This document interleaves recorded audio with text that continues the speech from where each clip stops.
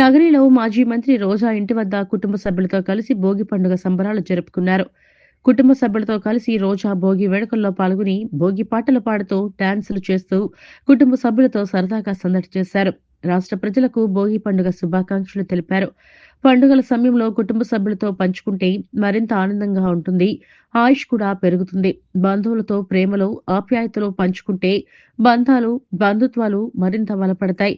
బుక్స్‌లో చదువుకొని జ్ఞానం సంపాదించడం కంటే ప్రత్యక్షంగా సమాజంలో చూసి నేర్చుకోవడం సులువు. రాష్ట్ర ప్రజలందరూ జగనన్న సీఎంగా ఉంటే బావుండేది అనుకుంటున్నారు. సంక్రాంతి అంటేనే రైతుల పండుగ. ఈరోజు రైతులు ఇబ్బంది పడుతున్నారు. రైతు పంటలకు బీమా లేదు, సరైన ధర లేదు, విద్యుత్ ఛార్జీలు పెంచి భారంగా మారాయి. నిత్యావసర వస్తువుల ధరలు పెరిగి భారంగా మారాయి. చంద్రబాబు బాధ్యత లేకుండా వ్యవహరిస్తున్నారు. డిప్యూటీ సీఎం క్షమాపణలు అంటూ డైవర్షన్ పాలిటిక్స్ చేస్తున్నారు. హిందుత్వ పార్టీలో ఉంటూ బీజేపీ రాష్ట్ర అధ్యక్షురాలు పురంధేశ్వరి ఎందుకు నోరు మెదపడం లేదు? దేవాదాయ శాఖ మంత్రి ఆనం రామనారాయణ రెడ్డి దిగజారుడు రాజకీయాలు చేస్తున్నారు. కూటమి ప్రభుత్వం నేతలకు ఆ దేవుడే గట్టిగా దెబ్బ కొడతారు. వైకుంఠ ఏకాదశికి మృతి చెందిన కుటుంబ సభ్యులకు ప్రభుత్వం నుంచి బాధిత కుటుంబాలకు ఎక్స్‌గ్రేషియా ఇవ్వాలని డిమాండ్ చేశారు.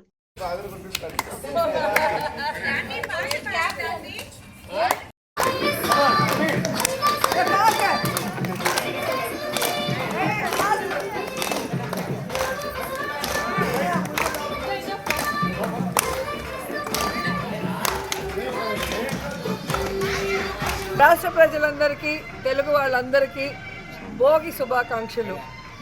ఈరోజు నగరిలో మా బంధుమిత్ర పిల్లలతో సహా చాలా సంతోషంగా భోగి సంబరాలు, భోగి మంటలు వేసి అందరం కూడా చాలా హ్యాపీగా జరుపుకున్నాం. అండ్ ఈరోజు అందరూ కూడా ఇలా కలిసికట్టుగా గ్రామాల్లోకి వచ్చి మన పండుగలు జరుపుకోవటం వల్ల ఫ్యూచర్ జనరేషన్కి కూడా మన పండుగల గురించి, మన పండుగల గొప్పతనం గురించి తెలుసుకునే అవకాశం ఉంటుంది. అలాగే వాళ్ళకి బంధువులందరూ పరిచయం అయ్యే అవకాశం ఉంటుంది.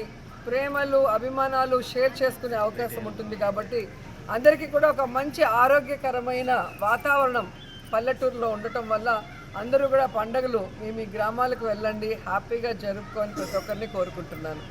కానీ రాష్ట్ర ప్రజలు మాత్రం ఈరోజు బాధతో ఉండటం కళ్ళారా చూస్తున్నాం.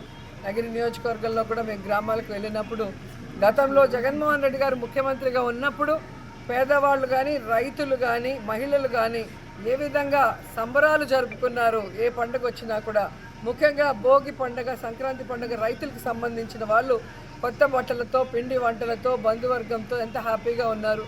కానీ ఈరోజు కూటమి ప్రభుత్వం ఇచ్చిన ఏ వాగ్దానం కూడా నెరవేర్చకపోవటం వల్ల, ముఖ్యంగా కరెంటు ఛార్జీలు పెంచి నిత్యావసర వస్తువుల ధరలు పెంచడం వల్ల ఏ విధంగా ఇబ్బంది పడి పండుగ జరుపుకోలేని పరిస్థితి ఉందో మనం చూస్తున్నాం.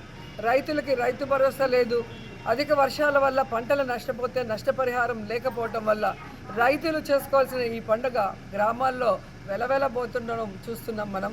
సో ఈ 7 నెలల కాలంలో కూటమి ప్రభుత్వం వల్ల ఏదైతే పేదవాళ్ళ జీవితాల్లో చీకట్లు కమ్ముకున్నాయో అవన్నీ కూడా ఈ భోగి మంటల్లో పటాపంచలు అవ్వాలి.